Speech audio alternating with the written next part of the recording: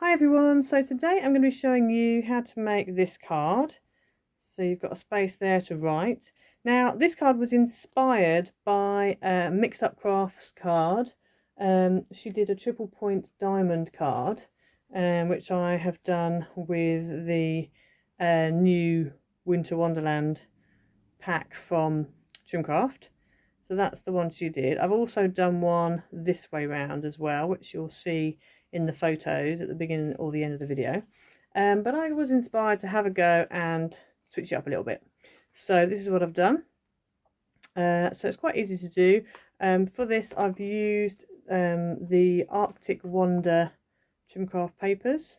If you want to have a better look at these, then watch my craft haul video, and that will show you all the papers. But yeah, it's a really fun card to do. I just really like the look of it. You could do it that way around if you wanted to. You could also change these and not have them as squares if you wanted to, but if you use squares it's a lot easier, and you'll see why when we start to do the video.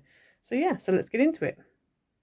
So what you're going to need is a card base that is 6 inches by 12 inches. Okay, now we're going to score this in a minute. I'll just go through the other layers while I'm here. So you also need a matte layer that is 5 3/4 by 5 3/4, and a pattern layer that is 5 1/2 by 5 1/2. You need to make sure that that pattern layer is quite a plain pattern, because this is what's going to be inside the card, so you need to be able to write on it. Okay, so something pale. Then you need another matte layer that is 1 3/4 by 5 3/4, and a pattern to go on top that's 1 1/2 by 5 1/2. And then you need 6 matte squares that are 1 3/4 by 1 3/4, and 6 pattern squares that are 1 1/2 by 1 1/2. And then if you want, you can either use like a square of pattern paper, and you actually cut it so that there's something fancy in the middle of it, or you can do what I've done. I've actually fussy cut these little snow globes out of the papers, and I'm going to stick them on with pads, so that when you stick your squares on, they're going to stick on the squares. So that's what you can do that. So I'm just going to move this off to one side, and we're going to start with the base. So the base itself, you want to bring your scoreboard in, and you're just going to score it at 6 inches, so halfway.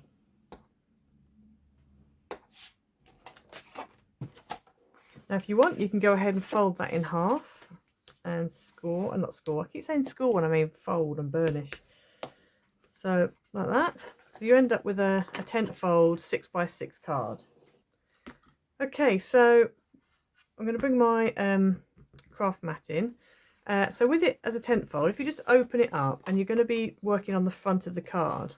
So what you want to do is lay your card down, and along the folded edge we're just going to mark at 2 inches and at 4 inches, and you're going to do the same at the bottom of the card.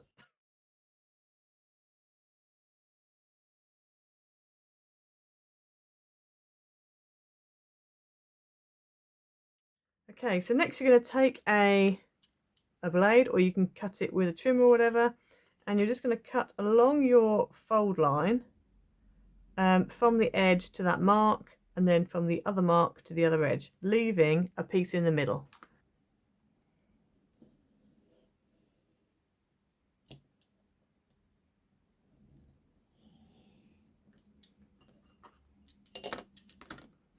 Okay, so you're left with that. So you've got the cut from the edge to the mark, and then from the mark to the edge.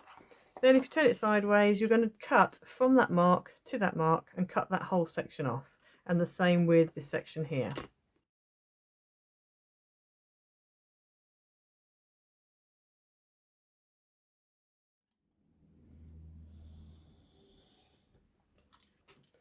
So you're left with, that's the front of your card, and then you've got these two pieces here. Okay, so I'm going to put these to one side for the moment, and first of all we're going to deal with this bit here.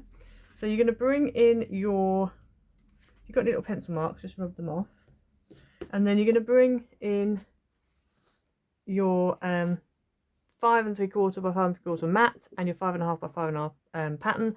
Stick your pattern onto your mat, and then the whole thing needs to stick inside at the back there.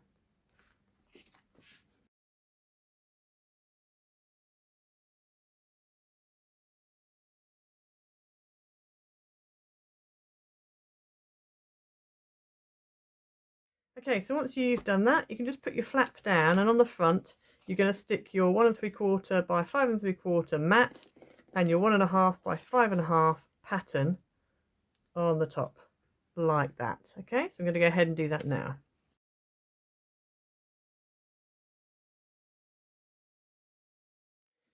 Right, so once you've got this far, so you've got this, you can put this to one side for the moment and bring in your 2 rectangles that you cut out. Now you want to make sure these are definitely 6 inches long, and they should be 2 inches wide because you've measured them. So then you want to cut them into 3 2-inch by 2-inch squares. Okay, so you should end up with 6 squares in total.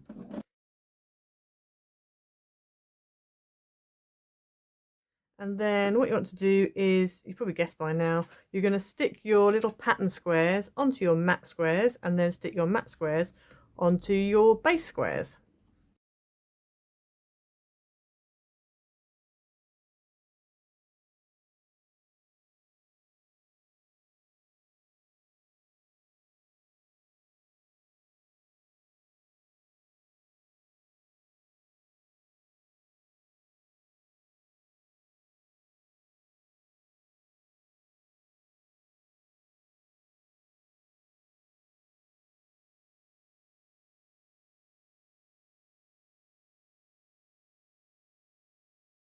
So you should end up with 6 little mat and layered squares like that.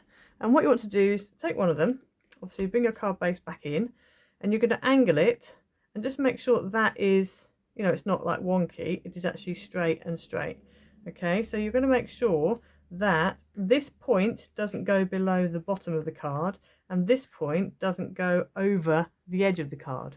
And what you're going to do is just, now you want to make sure as well that that is straight.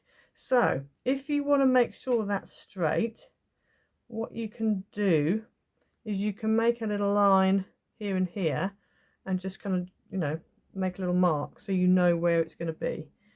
So because I want to make sure that that is straight, what I'm going to do is I'm just going to take my ruler and place it onto the card itself and make sure that it's kind of straight, and I've left a little bit of a gap at the bottom. I'm going to take my my little diamond and I'm going to put it on so that that point doesn't go below the bottom of the card and this point doesn't go over that side, and then I'm just going to make a mark here so I know that's where that needs to be, and I'm going to make a mark over here as well because I know then that that needs to be there, and I'm also going to make a little dot here, and then I'll be able to line all that up. So then if we take that off, if I put this back on again here like that, there, and that marries up with that point there, and then I know that's correct. And I'm just going to draw a little bit just on the inside if I can, underneath, just so I know where I need to add tape.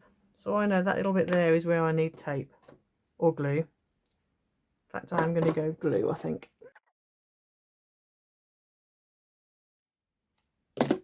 Take my square and then stick it down. Now if you've done your pencil marks far enough in, you're not going to see them. I've got one little one there that I just need to rub out. To be honest, it'll probably get covered anyway, so it's not such a big problem. I'm going to stick that down, make sure there's no glue leaking out the bottom. That's going to stick it to the back card. Okay.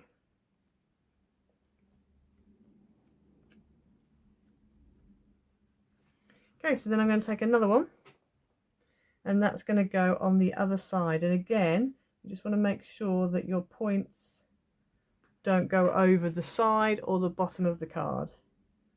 So I'm happy with that there, so I'm going to go ahead and stick this down.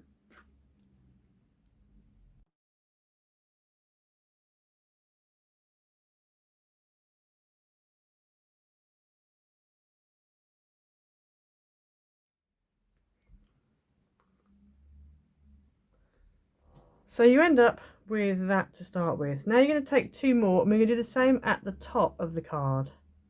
So I just need to work out again at the top where my line is. In fact, I might just turn my card round and then it just is a bit easier.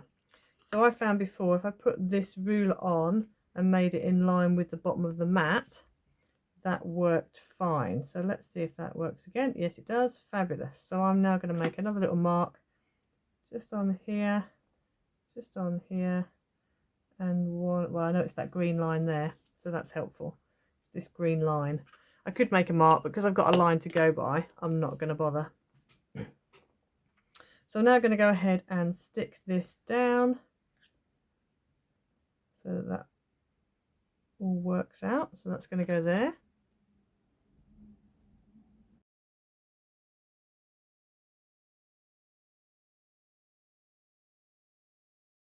Apologies for keep turning the card around. I just realised it would be easier for me to work out which way the script was going if I turned it round and had it at the front, because I didn't want to have upside down script and my brain was getting a bit confused, so that's why I keep turning it around. But to measure it, I needed it upside down, if you see what I mean. So now we're going to put this one on.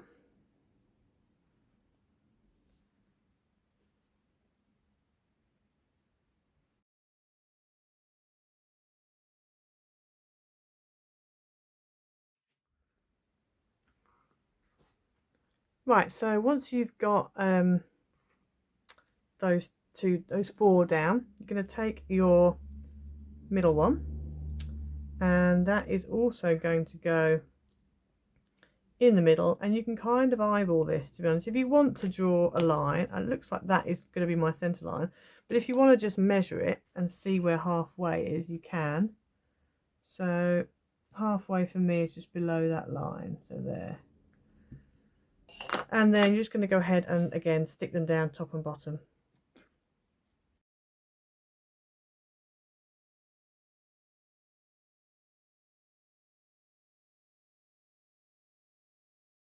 Right, so once you've done that one, it's then very easy to do this one, because you now know where you're not going past here, you're meeting that up with there, and then that should mean top and bottom is straight.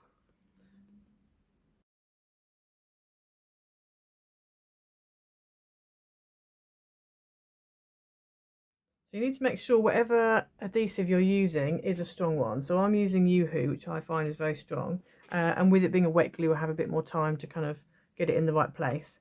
But obviously if you're going to use tape, then I would use a strong tape, because that whole section there on the left and the right is basically holding up, it's strengthening the front of your card. So then when I stand this up now, that stands up nicely. Okay, so now what we're going to do is, now if you want to, you could put a bigger square in the middle or a circle in the middle here, like some sort of embellishment there, but I'm going to go ahead and put these little, snow globes on.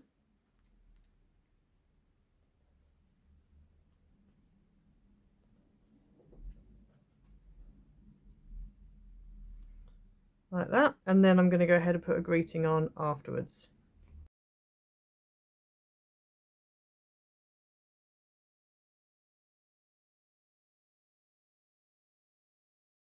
So I'm just going to use one of these little Hobbycraft Christmas toppers. I'm just going to put that in the middle.